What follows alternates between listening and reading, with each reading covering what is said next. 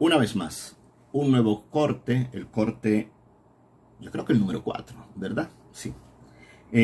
Recuerden siempre tener la Biblia a mano y haga una interrupción, una pausa en el vídeo, en lo que vamos a decir como presentación, que yo sé que hablo demasiado rápido. Yo puedo empezar lento, pero después me acelero.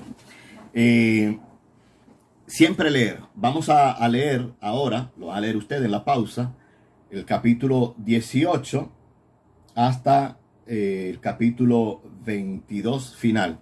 Leo una manera linda de leer la Biblia, antes de leerla de un tirón, es ir por los subtítulos. Voy a leer los distintos subtítulos que aparecen, que automáticamente, porque lo hemos leído en otra ocasión o porque lo hemos escuchado, etcétera, nos va a llegar la idea solamente con el subtítulo o los subtítulos que se presentan.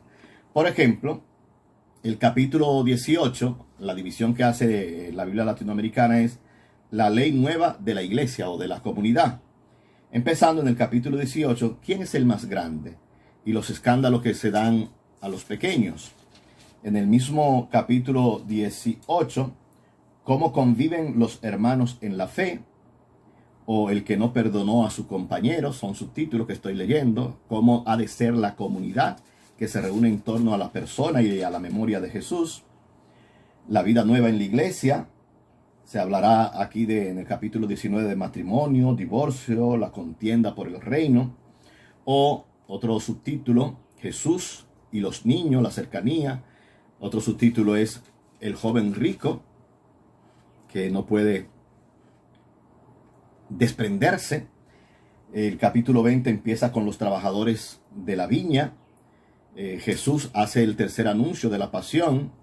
También está aquellos que todavía no han entendido, aún siguiendo a Jesús, no le han entendido, como nosotros hoy también.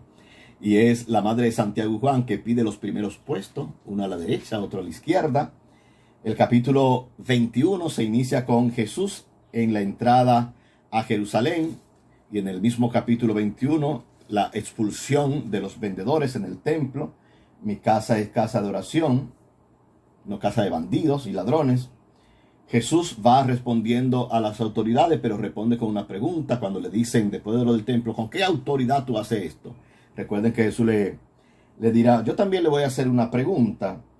Si me la contestan, yo le voy a decir, el bautismo que hablaba Juan, este asunto, ¿de quién venía? ¿De Dios o de los hombres? Y nosotros sabemos la historia.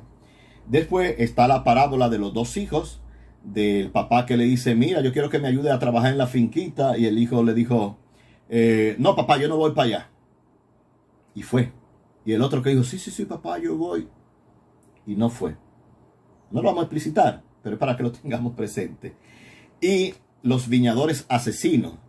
El dueño de la viña que deja a unos cuidadores y estos quieren quedarse con la viña.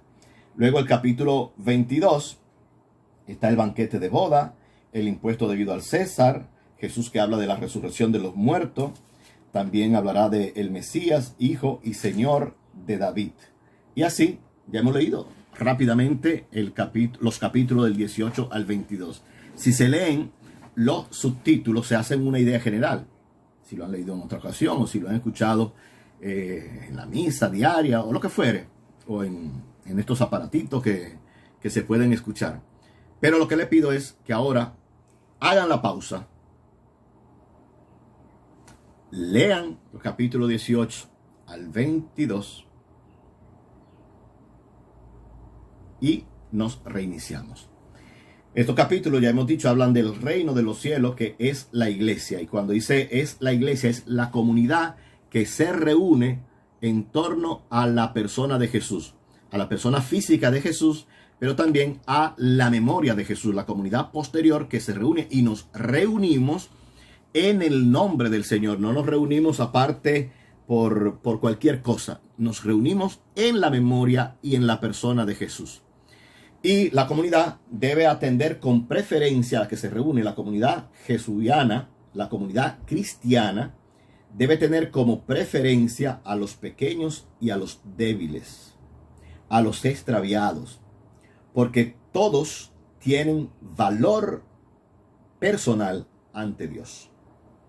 Eso hay que tenerlo claro y eso es este capítulo 18.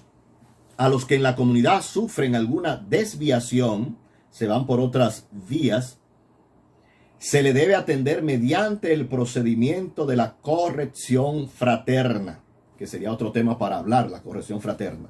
Pero encontramos en el capítulo 18 cómo corregir al que se ha desviado. Hay una normativa, hay una manera, pero no es para la expulsión solo de la persona que ha fallado, sino para recuperar a la persona. Esto, brevemente lo digo en una especie de paréntesis, hemos de tenerlo presente nosotros como comunidades cristianas que nos reunimos en torno a la memoria viva de Jesús, porque no buscamos entre los muertos al que vive.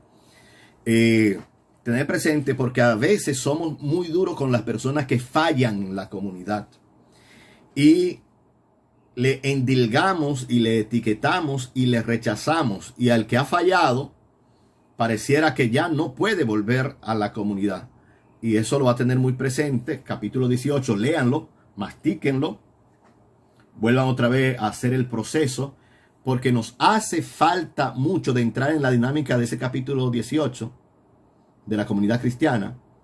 La cuestión es para ofrecer la corrección fraterna, porque tú eres mi hermano, tú eres mi hermana, y ofrecer siempre la oferta del perdón que no tiene límites. No hay frontera en el perdón.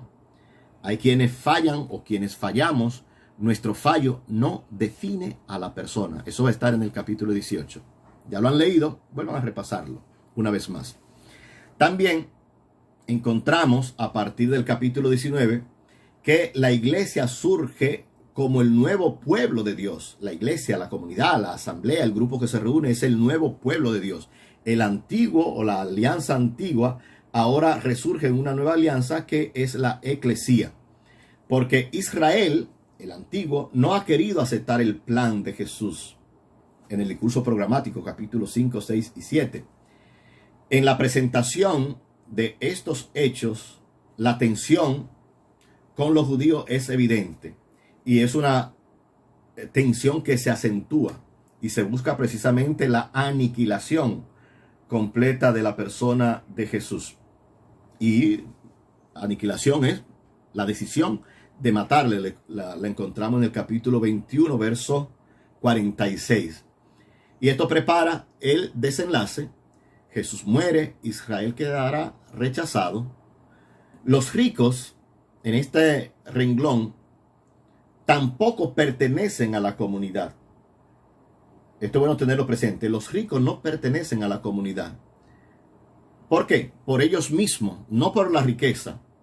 Por ellos mismos como personas. ¿Por qué? En tanto que ellos crean su propia ley. Ustedes recuerdan que yo siempre digo mucho, el que hizo la ley hizo la trampa, porque ellos crean su propia ley. Y su propio Dios, Mamón, es el dinero. Pues quien crea su propia ley y quien crea su propio Dios a partir de la riqueza, entonces no puede entrar con los sencillos. No es posible. ¿Quiénes componen el nuevo pueblo de Israel? Los pequeños, los pobres, de modo especial los que creen en Jesús, que lo aceptan como Mesías, que lo aceptan como Hijo de Dios. En esta comunidad solo impera una ley: amar a Dios y al prójimo. Jesús dirá: amar a Dios sobre todas las cosas, primer mandamiento, y el segundo es semejante al primero: amar a tu prójimo como a ti mismo.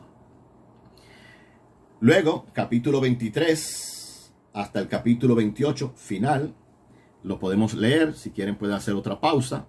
Yo creo que en este momento me voy a extender un poquito más para dar conclusión de manera rápida, exageradamente veloz a esta parte que se nos ha pedido. Pues leamos, otra pausa, capítulos 23 hasta el capítulo final de Mateo. Vamos a tener en él como enseñanza la ruptura con el judaísmo, el reino presente en la historia, concretizado en la venida del hombre, y la invitación a la vigilancia, a estar siempre despiertos, atentos. Y termina el Evangelio con el hecho que nosotros bien conocemos: pasión, muerte y resurrección de Jesús. Capítulo 23 al 28. Pausa. Léalo.